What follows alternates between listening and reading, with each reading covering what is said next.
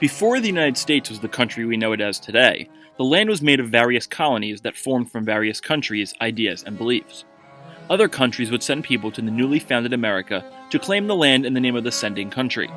The colonies were founded based on one of two ideologies.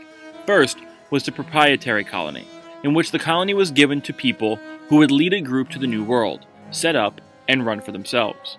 The second was a royal colony, in which the colony was strictly run by the king. The colonies were broken up into three sections: the New England colonies, the Middle colonies, and the Southern colonies. The New England colonies was comprised of New Hampshire, which also owned part of Vermont, Rhode Island, Connecticut, and Massachusetts, which also owned Maine. Massachusetts was originally formed by the Puritans who wanted to reform the Church of England. The Puritans wanted a simpler form of worship and wanted to do away with practices such as organ music, special clothing for priests, and finely decorated churches. In the eye of the Puritans, less is more. In 1629, the Puritans were being persecuted by King Charles I. Puritans believed England was entering a period of decline. Wanting to get out, England gave the Puritans the right to create the Massachusetts Bay Company in order to set out to the New World. The goal of the Puritans was to build a new society based on biblical laws and teachings. In this society, only members of the church could vote, leaving non-Puritan members out. John Winthrop led over 1,000 Puritans to North America, where he was chosen as governor, the leader of the area.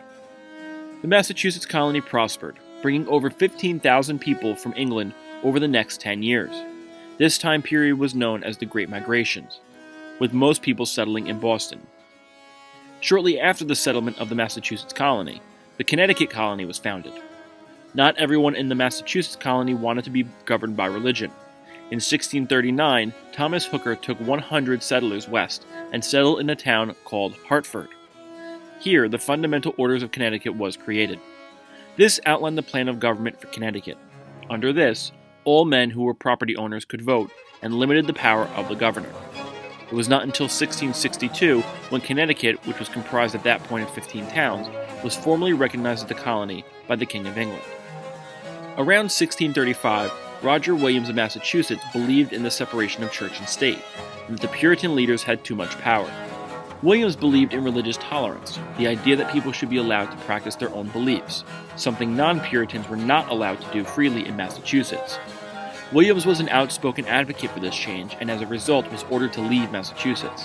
Williams spent the winter of 1635 to 1636 with the Native Americans. Williams created a positive relationship with the natives, and in the spring of 1636, the natives sold him the land.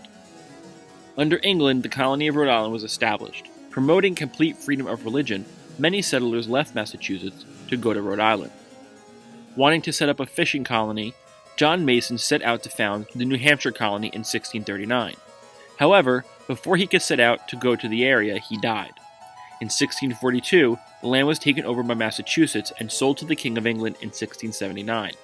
New Hampshire was set up as a Puritan colony with no religious freedoms and was known for its success in agriculture, particularly potatoes and fishing.